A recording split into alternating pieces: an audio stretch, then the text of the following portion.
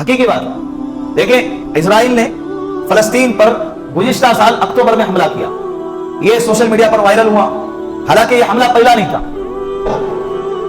اللہ کا مال اللہ کو دے رہے، اللہ اس کے عوض میں ہم کو کل قیامت کے دن کیا کر رہے؟ بہترین بدلہ تھا۔ کیا زبردست بات!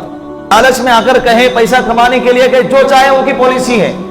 حرم شریف میں، حرم مکہ میں اور حرم مدینہ میں سب سے قریب میں اگر کوئی دکان اور ہوٹل ہے تو KFC کی ہے، جو کہ اسرائیلی ہے، سب سے قریب۔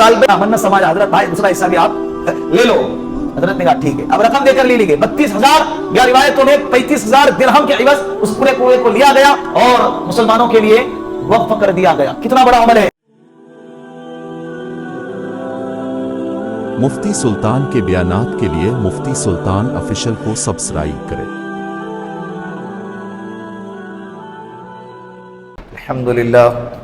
الحمدللہ نحمده ونستعینه ونستغفره ونؤمن به ونتوکل علیہ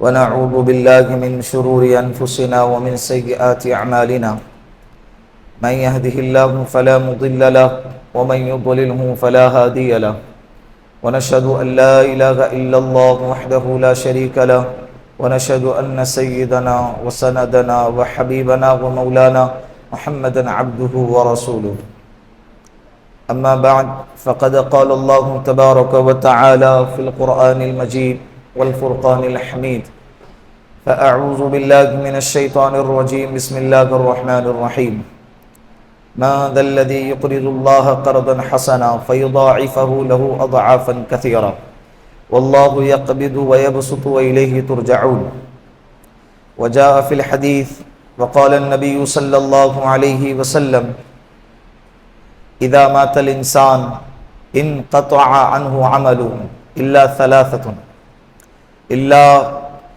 من صدقة جارية او علم ينتفع به او ولد صالح يدعو له رواه مسلم او كما قال عليه الصلاة والسلام صدق الله المولانا العظيم وصدق رسوله النبي الكريم ونحن على ذلك من الشاهدين والشاكرين والحمد لله رب العالمين۔ پیار محبت کے ساتھ ایک مرتبہ پیارے آقا جناب رسول اللہ صلی اللہ علیہ وسلم پر درود پاک کا نذرانہ پیش کرے۔ اللہم صلی علی محمد فی اول کلامنا، اللہم صلی علی محمد فی اوسط کلامنا، اللہم صلی علی محمد فی آخر کلامنا۔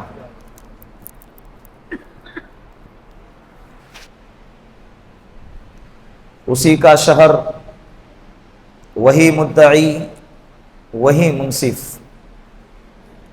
اسی کا شہر، وہی مدعی، وہی منصف۔ ہمیں یقین ہے کہ ہم ہی قصوروار نکلیں گے۔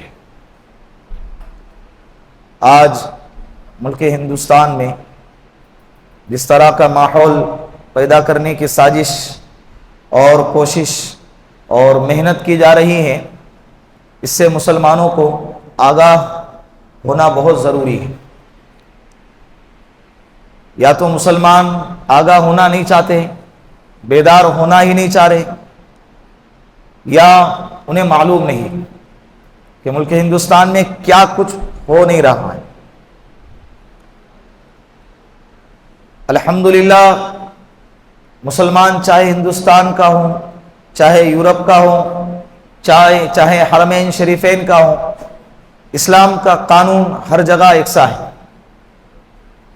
اسلام کا انصاف ہر جگہ یکساں ہے، اسلام کا طریقہ ہر جگہ یکساں ہے، اور اسلام کے بانی حضرت محمد صلی اللہ علیہ وسلم نے اس امت کو اتنا بہترین طریقہ عنایت کر کے دنیا سے چلے گئے کہ رہتی دنیا تک اور قیامت تک کی مدت تک اب کسی اور طریقے کی اس امت کو ضرورت نہیں ہے۔ شریعت، طریقت، راستہ ہر لمحے، ہر گھڑی، پیدائش سے لے کر موت تک، شادی بیاہ ہیں، جنازہ ہیں، ہر لمحے اللہ کے رسول صلی اللہ علیہ وسلم نے اس امت کی رہبری فرمائی ہے۔ کوئی شعبہ ایسا نہیں چھوڑا ہے کہ جس کے بارے میں یہ کہنا نہ پڑے کہ یہ یہاں پر اللہ کے رسول نے ہم کو تعلیم نہیں دی، اور اس پر ہم الحمدللہ فخر کرتے ہیں. ہمیں اس پر فخر کرنا چاہیے اور اللہ کا شکر ادا کرتے رہنا چاہیے کہ اللہ نے ہمیں اتنا عظیم نبی عطا فرمایا. حضرت سلمان فارسی رضی اللہ عنہ سے ایک یہودی نے کہا کہ تمہارے نبی تمہیں استنجا کرنے کا طریقہ بھی سکھاتے، حقیر انداز میں. حضرت سلمان فارسی رضی اللہ عنہ نے ارشاد فرمایا کہ ہمیں فخر ہے اس بات پر کہ ہمارے نبی ہمیں استنجا جیسا طریقہ بھی تعلیم دیتے ہیں اور سکھاتے ہیں، کہ جس شریعت میں اور جس مذہب کے اندر استنجا کے طریقے کو بھی نہیں چھوڑا تو اس شریعت میں بڑے بڑے افکار، بڑے بڑے احکام کیسے چھوڑے جا سکتے؟ بات سمجھ میں آ رہی ہے؟ تو لہذا ملک ہندوستان کے اندر مسلمانوں کو چاہیے کہ اسلام کو جانے، اسلام کو سمجھے، اسلام کو پڑھے اور دوسروں تک پہنچائے اور خود بھی اس پر عمل کرنے کی کوشش کرے. آج مسلمان اس لیے تکلیف میں ہیں کہ مسلمانوں نے اسلام کو چھوڑا ہوا ہے. نام مسلمان رکھنے سے کوئی بندہ مسلمان نہیں ہوتا، یہ بات یاد رکھے. بھلے ہی آپ کا اور ہمارا نام آدھار کارڈ پہ عبد الرحمن، عبد الرحیم، عبداللہ اور مسلمانوں کے نام سے لکھا گیا ہوگا، لیکن اصل مسلمانی یہ ہے کہ اللہ کے دفتر میں ہمارا نام کیا ہونا چاہیے؟ بولو، مسلمان ہونا چاہیے. اس کے لیے ہم کو اسلام پر چلنا پڑے گا. من مانی زندگی کا نام اسلام نہیں ہے، لبرلزم کا نام اسلام نہیں ہے، مغربی تہذیب کے خواہش کے مطابق زندگی گزارنے کا نام اسلام بالکل بھی نہیں ہے. وضاقتہ من چاہی وضاقتہ ہو، اور جب عیدین آئے، تہوار آئیں یا کوئی ایسے ایام آئے جن ایام کے اندر ملی جلی تہذیب اس دنوں کے اندر ایک تہوار مناتی ہوں، ایسے موقع پر بھی مسلمانوں کو یہ سمجھ میں نہیں آ رہا ہے کہ ہمیں یہ کرنا چاہیے کہ نہیں کرنا چاہیے. دوسروں کی دیکھا دیکھی کے اندر وہ کام کرنے میں ملوث ہو جاتے ہیں. یہ کہنے پر بھی شرم آتی ہے کہ یہ مسلمان ہے، یہ سمجھنے میں دشواری ہوتی ہے کہ بھائی یہ بھی مسلمان ہے. وضع میں تم ہو نصارا تو تمدن میں ہنود، یہ وہ مسلمان ہیں جسے دیکھ کر شرمائے یہود. علامہ اقبال نے اشعار لکھ کے اس میں سے ایک مصرع اس کا یہ ہے، وضع میں تم ہو نصارا تو تمدن میں ہنود.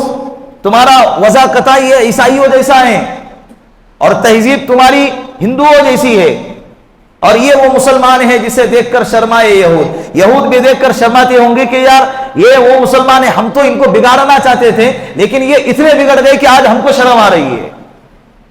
یہ اتنے بگڑ گئے کہ آج ہم کو کیا ہو رہی ہے؟ شرم آ رہی ہے. حقیقی بات. دیکھیں، اسرائیل نے فلسطین پر گزشتہ سال اکتوبر میں حملہ کیا. یہ سوشل میڈیا پر وائرل ہوا. حالانکہ یہ حملہ پہلا نہیں تھا، بلکہ 70-72 سال سے اس کے حملے جاری تھے. 70-72 سال سے اس کے مظالم فلسطینیوں پر، معصوموں پر، بچوں پر، بوڑھوں پر، عورتوں پر جاری تھے. بمباری کرنا یہ سب جاری تھا. اس کے بعد سے مسلمانوں نے، یہ اکتوبر کے بعد سے سوشل میڈیا پر زیادہ وائرل ہوا، مسلمانوں نے ذرا توجہ دی اور بائیکاٹ کا سلسلہ شروع ہوا. اس کے باوجود پھر بھی آج بائیکاٹ 100% طریقے سے نہیں ہو رہا ہے. بائیکاٹ 100% طریقے سے نہیں ہو رہا ہے، جس کی وجہ سے دشمن عناصر کو بالکل بھی فرق نہیں پڑ رہا ہے. حرم شریف میں آپ جائیں گے، دیکھیں یہ ان کی پالیسی ہے، ان کی حکومت کی. چاہے وہ کچھ بھی کرے، لالچ میں آ کر کہیں پیسہ کمانے کے لیے کہ جو چاہے ان کی پالیسی ہے. حرم شریف میں، حرم مکہ میں اور حرم مدینہ میں سب سے قریب میں اگر کوئی دکان اور ہوٹل ہے تو وہ KFC کی ہے، جو کہ اسرائیلی ہے. سب سے قریب البیک وغیرہ سب باہر ہے. سب سے نزدیک مکہ المکرمہ میں حرم شریف کے بالکل سب سے قریب جو ہوٹل آتی ہے وہ کس کی ہے؟ ٹھیک ہے، ان کو پیسہ کمانا ہے، کمانے دو، لیکن ہر جانے والا حاجی اور معتمرین، عمرہ کرنے والے، ان کو چاہیے کہ ہوش کے ناخن چبائے. کوئی گن پوائنٹ پہ رکھ کے تو آپ کو کھانے کے لیے نہیں کہتے نا. اس کے باوجود وہاں پہ گردی کیوں ہے؟ وہاں پر کھانے والوں کی تعداد کیوں ہے؟ ہم بائیکاٹ کر رہے ہیں تو مکمل طریقے سے کریں. اور بھی دوسرے آپشن ہے، تکلیف اور دشواری اور پریشانی ضرور ہوں گی، لیکن ہمیں چوکنا رہنے کی ضرورت ہے کہ یہاں ہمارے ہر وہ چیز کو خریدا جانا ہمارے مسلمان بھائی پر ظلم کرنے کے برابر ہے. اسرائیلی پروڈکٹ کا کوئی آئٹم خریدنا گویا کہ ہمارے مسلمان فلسطینی بھائیوں پر کیا ہیں، ظلم کرنے کے برابر ہیں، اور ہم ان کا ساتھ دے رہے ہیں، ظالم حکومت کا ہم کیا کر رہے ہیں، ساتھ دے رہے ہیں۔ تو خیر میں یہ کہنا چاہ رہا ہوں کہ مسلمانوں نے وضاقتہ اپنی اتنی بدل دی ہے کہ مسلمانوں کو اسلام کا پتہ ہی نہیں ہے۔ کئی احکامات ہیں، صرف نماز پڑھنے کا نام اسلام نہیں ہے، صرف ٹوپی پہننے کا نام اسلام ہرگز نہیں ہے۔ اسلام بہت طویل مذہب ہے، بہت گہرا مذہب ہے۔ الحمدللہ اگر کوئی اس میں غوطہ لگائے تو کبھی ہیرے موتی جواہرات کے بغیر باہر نہ آ جائے، اور کبھی وہ محروم نہ رہے، زندگی گزارنے کے اعتبار سے کسی اور سے اس کو طریقہ لینے کی نوبت ہی نہیں آئیں گی انشاءاللہ۔ لیکن معلوم بھی تو ہونا چاہیے کہ بھائی اسلام کہتے کسے ہیں۔ اسلام کے کئی احکامات ہیں، کئی احکامات، ان احکامات میں ایک حکم اسلام کا وقف بھی ہے۔ کیا ہے؟ بولو، وقف شدہ چیزیں، یہ اسلام کا بہت بڑا رکن ہے، بہت بڑا رکن ہے، جس کے بارے میں 80% ہندوستان کا مسلمان ناواقف ہے اور لابلد ہے، نہیں جانتا ہے، بالکل بھی نہیں جانتا۔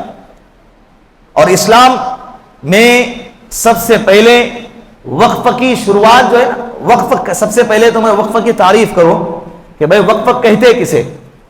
وقف کہتے ہیں اپنی ذاتی پراپرٹی کو امت کے نفع کے لیے، لوگوں کے نفع کے لیے اللہ کی ملکیت میں دے دینا۔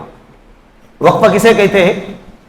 اپنی ذاتی پراپرٹی کو، ایسی پراپرٹی جو غیر منتقل ہو، جس کو ہم شفٹ نہیں کر سکتے ایک جگہ سے دوسری جگہ، جیسے جائیدادیں ہیں، باغیچے ہیں، کھیتیاں ہیں، زمینیں، یہ وہ پراپرٹی میں شامل ہوتے ہیں کہ جن جائیدادوں کو، جن پراپرٹی کو ہم ایک جگہ سے دوسری جگہ منتقل نہیں کر سکتے، ایسی جائیدادوں کو امت کے نفع کے خاطر اللہ کی ملکیت میں وقف کر دینا، ہمیشہ ہمیشہ کے لیے۔ جو چیز ایک مرتبہ وقف ہو گئی، اس کا نہ خریدنا جائز ہے نہ اس کا بیچنا جائز ہے، یہ ہمیشہ کے لیے اللہ کی ملکیت میں چلی گئی۔ ایک بات یاد رکھیں، اس کائنات کا اصل مالک تو اللہ ہے۔ اس کائنات کا حقیقی مالک کون ہے؟ بولو، اللہ ہے۔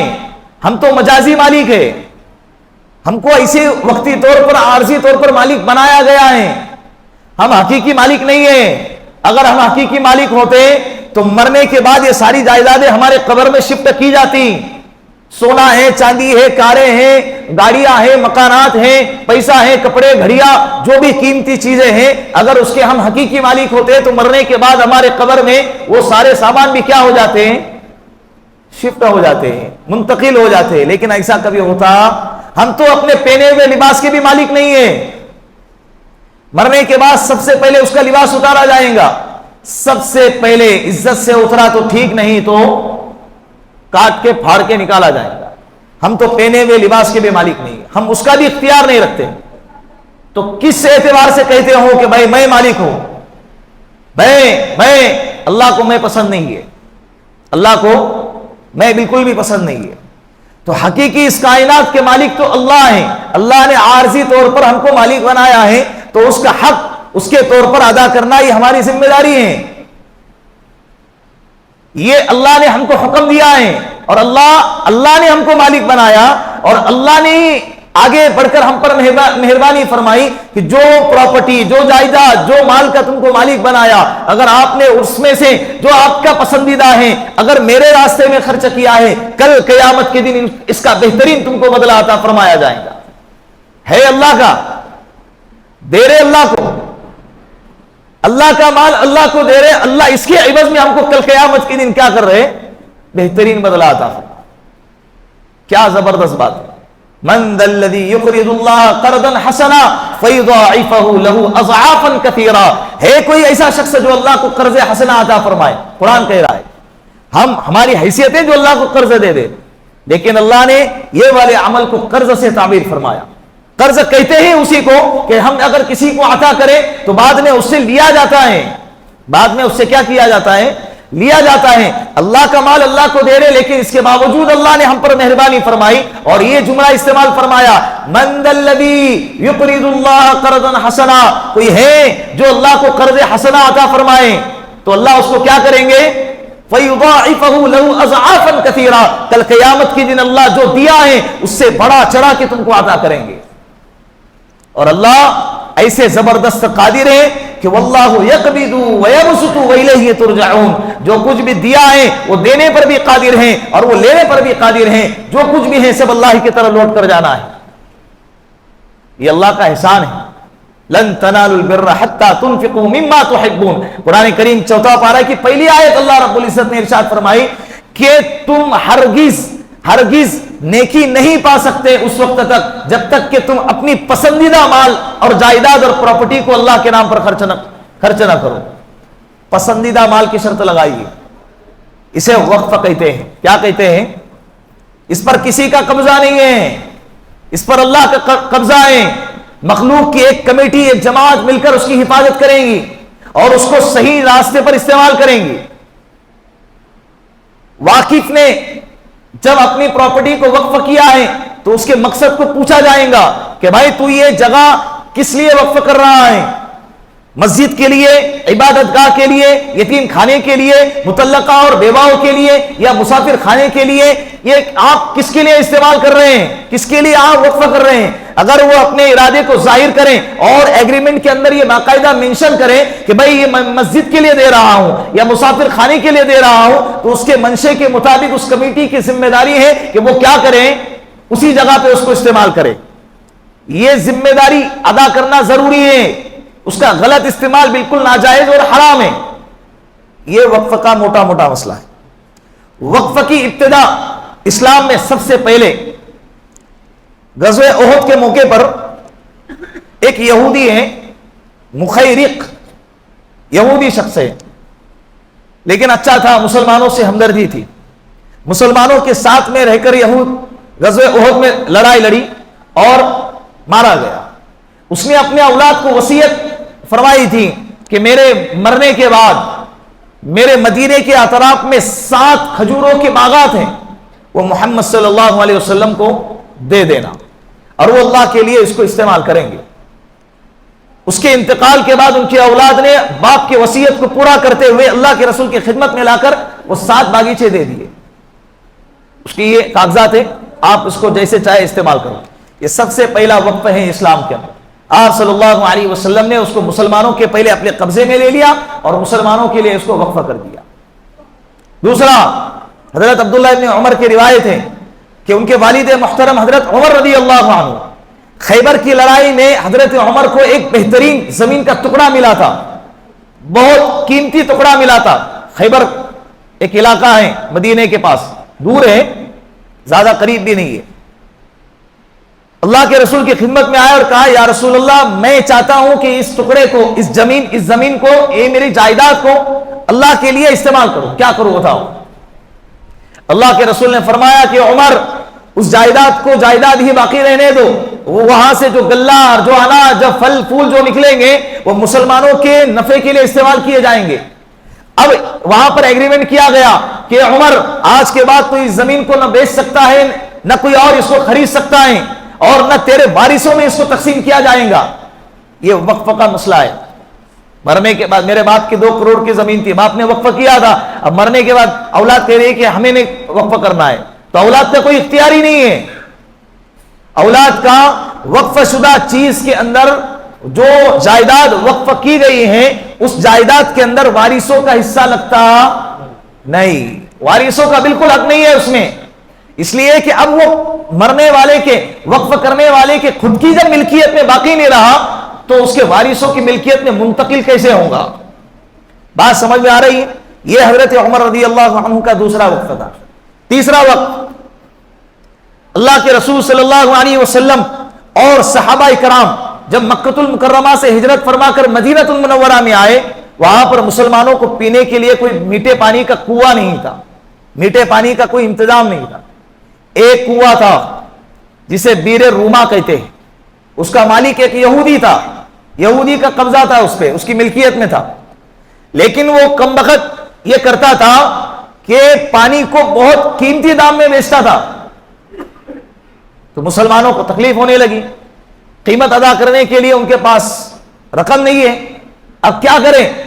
اللہ کے رسول صلی اللہ علیہ وسلم نے یہ حالت دیکھ کر اعلان فرمایا، کوئی ہے جو اس یہودی سے کنواں خرید کر مسلمانوں کے لیے راستے ہموار کریں اور مسلمانوں کے لیے پینے کا انتظام کرے، وہ جنت میں اعلیٰ سے اعلیٰ مقام پائے گا۔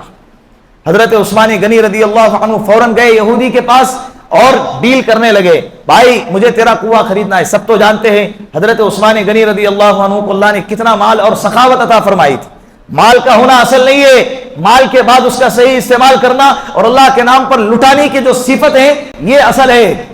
مالدار تو بہت ہے، بہت مالدار بڑے ملیں گے آپ کو مارکیٹ میں، لیکن کپڑے پھٹے ہوئے ہیں اور زندگی گزارنے کا طریقہ نہیں ہے، اور اتنے مکی چوس بخیل اور اتنے کنجوس ہیں کہ آس پاس کے لوگ بھی محتاج ہیں لیکن پھر بھی اس کو نظر نہیں آ رہا ہے۔ تو مال کا ہونا یہ اصل نہیں ہے، مال کے آنے کے بعد اس کا صحیح استعمال کرنا اور اللہ کے راستے میں اس کو امت کے خاطر لٹا دینا، امت کے لیے لٹا دینا، یہ اصل ہے۔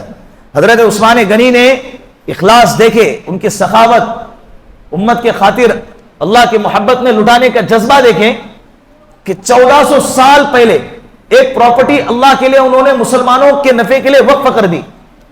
آج بھی جو عمرہ کرنے جائیں گا، حج کرنے جائیں گا، وہ دیکھیں گا مسجد نبوی کے پاس میں ایک جگہ ہے فندق عثمان وقف کے نام سے، کئی ملین ریال اس کی سالانہ انکم ہے۔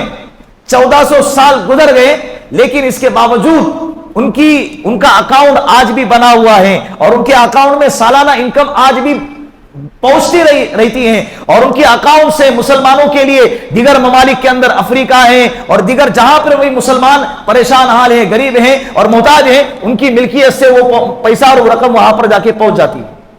اس کا ثواب ان کے کھاتے میں کیا ہے؟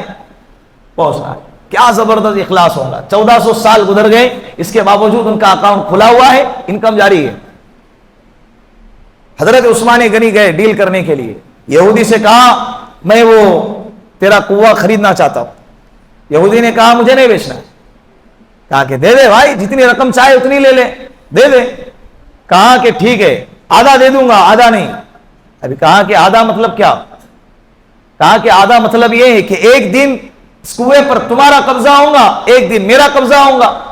جس دن تمہارا قبضہ ہوگا جتنے گراہک آئیں گے اس کی رقم آپ نے لے لینا، اور دوسرے دن جتنے گراہک آئیں گے پانی پینے کے لیے، لینے کے لیے، تو اس کی رقم میں لے لوں گا۔ حضرت نے کہا ٹھیک، ڈن۔ 16,000 درہم چاندی کے سکے پر وہ ڈیل ڈن ہو گئی، اور ایک دن کے لیے آدھا کنواں لے لیا۔ ایک دن کے لیے مطلب ایک دن حضرت عثمان غنی کا، ایک دن یہودی کا۔ حضرت نے اعلان کر دیا بھائی جس دن میری باری ہے وہ آ جائے اور فری میں پانی کا استعمال کرے۔ مسلمان تو مسلمان، غیر مسلم بھی اور یہودی بھی آ کر حضرت عثمان غنی کے باری میں پانی لیتے تھے، دن بھر پانی لے لے کر استعمال کرتے تھے اور جمع کرتے تھے۔ پھر جس دن یہودی کی باری آتی، ایک بھی لینے کو آ نہیں رہا ہے، تو اس کا کیا ہو گیا؟ نقصان ہو گیا۔ وہ کہنے لگا کہ بھائی یہ تو لینے کے دینے ہو گئے، تو کچھ فائدہ ہی نہیں رہا نا۔ وہ یہ سوچ کر اس نے یہ ڈیل کیا تھا کہ بھائی یہ 16,000 درہم بھی ملیں گے اور دوسرے دن جو انکم ہوگی وہ بھی مجھے ملیں گی، تو 16,000 تو اس کے ہو گئے لیکن دوسرے دن کے انکم زیرو ہے۔ تو پھر آ کر وہ حضرت سے کہنے لگا منت سماجا، حضرت بھائی دوسرا حصہ بھی آپ لے لو۔ حضرت نے کہا ٹھیک ہے، اب رقم دے کر لی گئی 32,000 یا روایتوں میں 35,000 درہم کے عوض اس پورے کنویں کو لیا گیا اور مسلمانوں کے لیے وقف کر دیا گیا۔ کتنا بڑا عمل ہے، بولو۔ اس عمل کو آپ معمولی نہ سمجھے۔ اللہ کے رسول نے فرمایا اذا مات الانسان انقطع عنہ عملہ، جب انسان مرتا ہے نا اس کے سارے اعمال منقطع ہو جاتے ہیں، ختم۔ نیکیاں بھی، برائیاں بھی، اچھا عمل، برا عمل، سب اس کا کیا ہو جاتا ہے؟ کاٹ دیا جاتا ہے۔ دفتر اس کا کیا ہو گیا؟ بند۔ اب کوئی لکھا نہیں جائے گا۔ مر گیا، قصہ ختم۔ مر گیا تو قبر میں چلا گیا تو اب نہ نیکی لکھی جائیں گی اور نہ اس کے گناہ لکھے جائیں گے، سب ختم ہو گئے۔ الا ثلاثۃ، اللہ کے رسول نے فرمایا لیکن 3 عمل ایسے ہیں کہ اگر بندہ مر بھی گیا تو ان 3 عمل کرنے والا انسان اپنے مرنے کے بعد بھی قبر میں اس کا ثواب پاتا رہے گا۔ مر گیا ہے، دفتر بندے، لیکن اس کے نام اعمال میں پھر بھی نیکیوں کا انبار لگتا جا رہا ہے۔ 3 عمل میں سے ایک عمل اللہ کے رسول نے فرمایا صدقۃ جاریۃ، سب سے پہلے صدقہ جاریہ ہے۔ صدقہ جاریہ یہ وقف شدہ چیز ہے۔ پراپرٹی دے دی مسجد کے لیے، مر گیا. اب یہ مسجد کو کئی سال ہو گئے جس میں ہم بیٹھ کر اللہ اور اللہ کے رسول کی باتیں کہہ رہے ہیں اور سن رہے ہیں. کئی سالوں سے یہ مسجد تعمیر ہے. اس میں حصہ لگانے والے, زمین دینے والے اور اس کے تعمیر میں حصہ لگانے والے کئی لوگ دنیا سے چلے گئے. یہ جانے کے باوجود آج بھی ان کو ان کے قبر کے اندر ان کو کیا مل رہا ہے؟ ہم نماز پڑھ رہے ہیں, اس کا ثواب انہیں مل رہا ہے. کیا زبردست عمل ہے, بولو کیا ہم کئی ایسے لوگ ہوں گے کہ زندہ رہتے ہوئے بھی نیکیاں نہیں کما سک رہے, لیکن یہ لوگ اپنے عمل کے ذریعے سے مرنے کے بعد بھی کیا کر رہے ہیں؟ نیکیاں کما رہے. صدقۃ جاریہ. مسافر خانہ کھول کر گیا بھائی. بہت پہلے زمانے کے اندر لاج اور یہ سسٹم نہیں ہوتا تھا, تو یہ مسافر خانے بناتے تھے, مسافروں کو تکلیف نہ ہو, کھانے کا انتظام کرتے تھے. تو مسافر خانے بنائیں, کوئی بھی مسافر جب آئے گا اس کے رہنے کا انتظام ہے. کتنا بڑا عمل ہے. ہاسپٹل کا انتظام کر کے گئے, جو بھی مریض آئے گا یہ اس کے لیے یہاں اس ہاسپٹل میں اس کے لیے علاج فری ہوگا. یا ایک ایسی پراپرٹی وقف کر دی کہ اس سے آنے والی انکم مسلمانوں کے لیے یا تمام امت کے لیے, جو بھی آئے گا بیمار کا علاج کرنے کے لیے, اگر اس کے پاس نہیں ہے علاج کرنے کی رقم تو اس کی انکم سے اس کا علاج کیا جائے گا. یہ وقف کی اقسام ہے. اسے صدقہ جاریہ کہتے ہیں. اسے کیا کہتے ہیں؟ بولو, صدقہ جاریہ. ہندوستان کے اندر جو ہے نا سب سے زیادہ صدقہ جاریہ, اسلام جیسے ہندوستان میں آیا وقف کا سلسلہ شروع ہو گیا. پوری دنیا میں نوٹ کرنے والی بات ہے کہ ساری دنیا کے اندر سب سے زیادہ وقف شدہ املاک ملک ہندوستان کے اندر ہے. سب سے زیادہ جائیداد پراپرٹی اگر وقف کی پوری دنیا میں کسی ملک اور کنٹری کے اندر اگر ہوگی تو کون سے اس میں ہے؟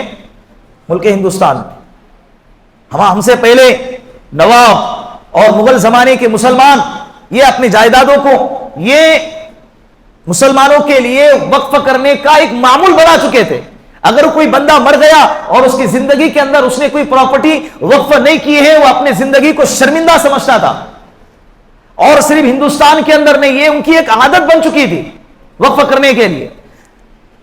مکہ المکرمہ میں بالکل حرم شریف کے قریب میں جائیدادیں خرید کر اس کو بلڈنگیں بنائیں گی اور اس کی انکم مدینہ کے غریب مسلمانوں کے لیے وقف کر دی کہ جو بھی مدینے کے اطراف میں جتنے بھی مسلمان ہیں, غریب ہیں, اس کی آنے والی انکم ان کو لٹا دی جائے, ان پر خرچ کر دی جائے.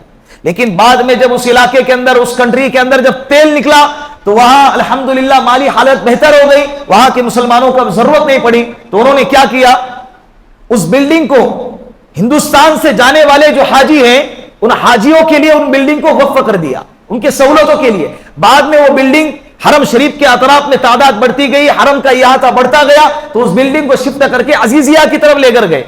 اس وقت میں حاجیوں کے آنے کی تعداد تھوڑی تھی تو تھوڑی سی بلڈنگیں رہیں. تو آج بھی عزیزیہ کے اندر کچھ بلڈنگیں ایسی ہیں جو ہمارے آباء و اجداد نے مسلمانوں کے لیے جو ہندوستان سے حج کرنے کے لیے جائیں گے ان کے لیے وقف کی ہے. آج تک ان کو اس کا ثواب کیا ہو رہا ہے. کتنا بڑا عمل ہے. وہ جائیداد تو ویسے بھی لے کے جانے والے نہیں تھے, جائیداد ویسے بھی وہ لے کر جانے والے نہیں تھے, اور ہم بھی نہیں لے کے جائیں گے بھائی, کوئی نہیں لے کے جائیں گا. لیکن اس کا ثواب اگر اس کا صحیح استعمال اور اللہ کے لیے امت کے لیے اگر کریں گے تو انشاءاللہ مرنے کے بعد جائیداد تو نہیں لے کر جائیں گے, لیکن جائیداد کو وقف کرنے کی وجہ سے اللہ جو ثواب عطا فرمائیں گا وہ ثواب ہم ضرور لے کر جائیں گے. تو ایک اللہ کے رسول نے فرمایا مر گیا عمل ختم سوائے 3 چیزوں کے. نمبر 1 صدقۃ جاریہ, صدقہ جاریہ. دوسرے نمبر پر علم او ينتفع به, علم چھوڑا کہ جس سے امت نفع اٹھا رہی ہے, کتابیں لکھ کر امت کو دے دیا, ایسی کتابیں لکھا کہ امت اس کو پڑھ کر اپنی زندگی گزار رہی ہے, راہ راستے پر آ رہی ہے, توبہ طائب کر رہی ہے, ہدایت پہ آ رہی ہے. یا شاگرد چھوڑا, اپنے اسٹوڈنٹس چھوڑا کہ وہ شاگرد دوسروں کو پڑھا رہے, راہ راستے پر لا رہے, ہدایت کے راستے پہ لا رہے. تو یہ جب تک سلسلہ چلتا رہے گا استاد کو اس کا ثواب بولو ملتا رہے گا. تیسرے نمبر پر او ولد صالح ينتفع به, او ولد صالح يدعو به, کہ نیک صالح اولاد چھوڑی کہ جو اس کے مرنے کے بعد بھی اس کے لیے کیا کرے, دعائے مغفرت کرے. اولاد جب نیک ہو نا, یہ ماں باپ کا سب سے قیمتی سرمایہ ہوتی ہے. کیا ہوتی ہے؟ انجینئر بنانا ہے بنائے اپنی اولاد کو, لیکن سب سے پہلے مسلمان بنائے.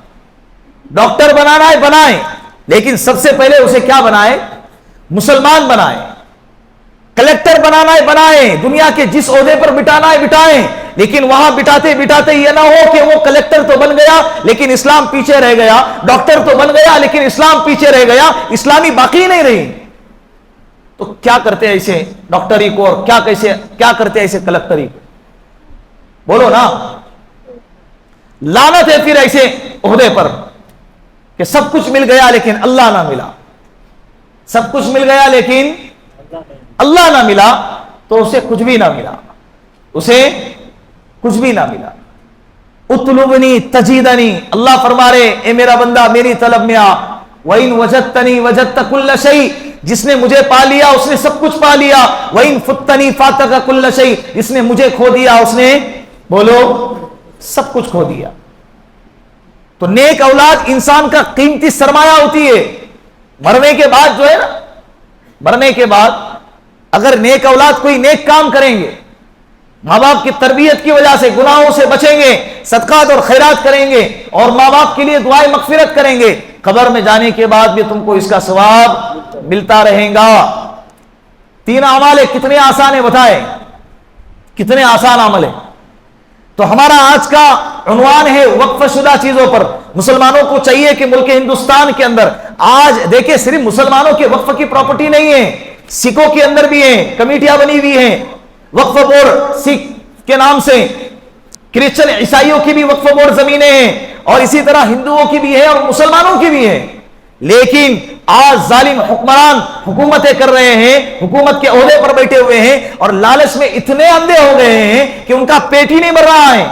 حالانکہ ملک ہندوستان کے اندر حکومتوں کو خدمت کرنے کے لیے اور ان کی جائیدادوں کو بڑھانے کے لیے سب سے زیادہ جو چیز ہیں وہ ٹیکس ہے، جی ایس ٹی ہے، وہ اتنی زیادہ لی جاتی ہے کہ اگر اس سے ہی اگر مسلمان وہ ملک ہندوستان کے جو حاکم ہیں اگر وہ ہندوستان کے لوگوں کی خدمت کرنا چاہے تو آرام سے کر سکتے ہیں، لیکن ان کو ڈر ہے کہ اگر ہم حکومت سے نیچے آ گئے یا ہمارے الیکشن میں ہماری ہار ہو گئی تو ہمارا کیا بنے گا، تو باہر جا کر امریکہ میں یو اے میں اور یو کے کے اندر جا کر ہماری قبریں بنانا ہے نا، تو پراپرٹی کو کیا کرے، یہاں سے ضبط کر کے اس کے انکم کو بیچ کر ان کی انکم کو لے کر باہر اس کو شفٹ کرے۔ یہ سلسلہ بڑے تیزی سے چل رہا ہے، بہت تیزی کے ساتھ چل رہا ہے، اور ٹارگٹ صرف مسلمانوں کے وقف بورڈ کو کیا جا رہا ہے، اس لیے کہ کسی بھی کمیٹی کے اندر نہ سکھ کے نہ عیسائی کے نہ ہندوؤں کے کسی بھی وقف بورڈ کی کمیٹی کے اندر یہ قانون کبھی بھی پاس نہیں کیا گیا۔ حال فی الحال میں جو قانون پاس کیا جا رہا ہے کہ اس کے اندر ان قانونوں میں ایک قانون یہ ہے کہ بھائی جس نے بھی جائیداد کو وقف کیا ہے وہ بندہ مسلمان ہونا چاہیے، دوسرے نمبر پر ایسا مسلمان ہو کہ جو 5 سال ہو چکے ہوں اس کو مسلمان ہو کے۔ کئی پراپرٹی ایسی بھی ہے کہ بھائی بندہ مسلمان ہو گیا اور اس کو احساس ہو گیا کہ بھائی میں نے بہت گناہ کیے ہیں اور میں نے بہت کفر اور شرک والی زندگی گزاری ہے، اب میں چاہتا ہوں کہ اس کی تلافی کروں، تو وہ کیا کروں، پراپرٹی ہے تو اس کو اس جائیدادوں کو وقف کر کے مسلمانوں کے نام کر دیا، اللہ کے لیے اس کو وقف کر دیا۔ اب انہوں نے یہ قانون لگا دیا، اب وہ سروے کریں گے کہ کہاں ایسی جائیدادیں ہیں جس کو مسلمانوں نے وقف نہیں کیا ہے، یا اگر کیا ہے تو ایسا کون سا مسلمان ہے جو حال فی الحال میں مسلمان ہوا ہے جس کے 5 سال نہیں ہو چکے ہیں، ان جائیدادوں پر وہ قبضہ کریں گے۔ دوسرا قانون یہ بنایا گیا کہ وقف بورڈ کے اندر سب سے مین آفیسر جو ہوگا بڑے عہدے پر وہ نان مسلم ہوگا، غیر مسلم ان کا آفیسر اس کے اوپر حکومت کرے گا، اس کے مرضی کے بغیر کوئی جائیداد آئیں گی نہیں، کوئی جائیداد جائیں گی نہیں، اور اس کے ساتھ ساتھ میں اس کے ہاتھ کے نیچے کام کرنے والے 2 غیر مسلم ہوں گے۔ یہ کون سے عقل میں آنے والا قانون، یعنی تم ایک طرف یہ قانون بنا رہے ہو کہ غیر مسلم وقف نہیں کر سکتا، لیکن غیر مسلم وقف شدہ چیزوں پر حکومت کر سکتا ہے، جسے وقف کے بارے میں کوئی علم نہیں، قرآن کے بارے میں کوئی علم نہیں، اسلام کے بارے میں کوئی نالج نہیں، وہ آ کر وہ کیا کرے گا۔ اور ایک قانون یہ بھی بنایا گیا اگر کوئی وقف شدہ چیز پر کوئی کیا کرے گا، اگر کمپلینٹ دائر کرے گا، کوئی ایف آئی آر درج کرے گا تو اس کا فیصلہ کلیکٹر کرے گا۔ اب وہ کلیکٹر کے پاس، اور ایک تنظیم ایسی بنائی جا چکی ہے شر پسندوں کی، فرقہ پسند لوگوں کی ایک کمیٹی بنائی گئی ہے کہ جو جا کر کلیکٹر کے آفس میں جا کر یہ ایف آئی آر درج کرائے کہ بھائی ہمارے علاقے میں فلاں زمین کو غیر قانونی طور پر وقف کیا گیا ہے، غیر قانونی طور پر تعمیر کیا گیا ہے، پھر ان لوگوں کو باقاعدہ وہ بہانہ ملے گا اور اس کو سامنے رکھ کر قانون کو ہتھیار بنا کر آئیں گے اور وہ وقف شدہ چیزوں پر کیا کریں گے؟ قبضہ کریں گے. یہ سلسلہ یہ حال فی الحال میں جاری ہے. 8 یا 10 لاکھ ایکڑ سے بھی زائد زمین ملک ہندوستان کے اندر مسلمانوں کی وقف شدہ ہے. 8 سے 10 لاکھ ایکڑ سے بھی زائد زمین, 12,000 ملین سے بھی زیادہ اس کی اہمیت ہے. اور اس کی سالانہ جو انکم ہے نا, یہ وقف بورڈ کے ایک آفیسر نے بتایا تھا کہ اس کی سالانہ انکم آج کی تاریخ میں 25 کروڑ آتی ہے, لیکن اگر کوئی صحیح طریقے سے ایمانداری کے ساتھ اس کی حفاظت کرے گا اور اس کی آمد و رفت کو, اس کی انکم کو اگر صحیح طریقے سے استعمال کرے گا نا, تو سالانہ 600 کروڑ کی انکم اس کی آ سکتی ہے. کتنے کروڑ کی؟ یہ سارے سروے دشمن کر کے بیٹھا ہوا ہے, اسی لیے ان کی نیت کے اندر کھوٹ آئی ہے. درگاہ کی زمینیں ہیں, قبرستان کی زمینیں ہیں, مسجدوں کی زمینیں ہیں, مدرسوں کی زمینیں ہیں, عبادت گاہوں کی زمینیں ہیں. اگر یہ قانون ایسے پاس کریں گے تو یہ جتنے بھی مسلمانوں کی جائیدادیں ہیں, قبرستان ہیں یا قبرستان ایسے کہ بھائی بستی ہے, آبادی بہت کم ہے, قبرستان کے اندر مردے 4-5 دفن ہیں, باقی کیا کریں گے؟ اس جائیداد اس قبرستان پہ قبضہ کر دو. عبادت خانے بنے ہوئے ہیں, جس وقت عبادت خانوں کو وقف کیا گیا تھا اس وقت بستی آباد تھی, بعد میں مسلمانوں کی بستی دوسری جگہ شفٹ کی گئی, یہ بھی سازش کے تحت میں, وہاں پر غیروں کی بستی آباد ہو گئی, لیکن وہ عبادت خانہ آج بھی مسلمانوں کے نام پر وقف ہے, اس عبادت خانے پر قبضہ کیا جائے گا, لیکن مسلمانوں کو کچھ پڑے نہیں. یہ نتیجہ اس سے کیا ہوگا؟ یہ سلسلہ اگر آگے بڑھے گا تو مسجدوں کو بھی تالے لگیں گے. جن مسجدوں کے کاغذات کلیئر نہیں ہے, ایک کمیٹی جو سازش کے تحت بنائی گئی ہے, وہ جا کر FIR درج کرائیں گی, وہ کمپلیٹ کریں گی, وہ قانون کا سہارا لے کر جب آئیں گے تو ہم کس قانون کا دروازہ کھٹکھٹائیں گے؟ بولو, قانون ہی کو ہتھیار بنا کر لے کر آئیں گے تو ہم کون سے قانون کا دروازہ کھٹکھٹائیں گے؟ میں نے اسی لیے شروعات میں یہ شعر کہا تھا, شہر بھی اسی کا, وہی مدعی وہی منصف. ہمیں یقین ہے کہ ہم ہی مجرم ہوں گے, ہمیں یقین ہے کہ ہم ہی کیا ہوں گے؟ ہم ہی مجرم ہوں گے, ہمارے ہی جرم کا فیصلہ ثابت ہوگا. تو مسلمانوں کو چاہیے کہ سب سے پہلے اس قانون کے خلاف آگے آ جائے, سب سے پہلے. دوسرے نمبر پر جو جائیدادیں وقف ہو چکی ہیں, ان جائیدادوں کی حفاظت میں جو ہماری صلاحیتوں کی ضرورت پڑتی ہے وہ اپنی صلاحیتوں کا استعمال کرے اور آگے آ کے اس کی حفاظت کرنے کی کوشش کرے. تیسرے نمبر پر مساجد ہیں, مدارس ہیں, اور اسی طرح جو ہمارے قبرستان ہیں, وقف شدہ چیزیں ہیں, اگر ان کے کاغذات اگر کلیئر نہیں ہے, اپنے علاقوں سے آنے والے مسلمان بھائی اور اس چینل کے ذریعے سے جہاں تک بات جائیں گے, ان لوگوں سے میری اپیل ہے کہ وہ کیا کرے, اپنے کاغذات کو کلیئر کرنے کی کوشش کرے. لاپرواہی نہیں, آپس کے اختلاف ختم کرے. بھائی مجھے ٹرسٹی بنائے نہیں, اس کے لیے میں اب اس کے خلاف, ایسے بھی واقعات آئے ہیں, بھائی مجھے ذمہ داروں میں ٹرسٹی کی لسٹ میں مجھے نہیں لیا گیا, اس کے لیے میں اب مسجد کو یہاں پر رہنے نہیں دوں گا.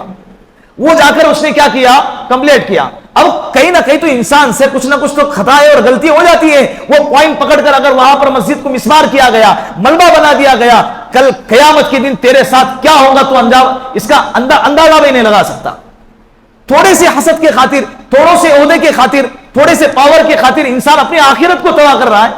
اپنے آپس کے اختلاف کو دور رکھے. بھائی دشمن اس کے ہمارے آپس کے اختلاف کا فائدہ اٹھا کے دشمن اس کا کیا کر رہا ہے؟ فائدہ اٹھا رہا ہے.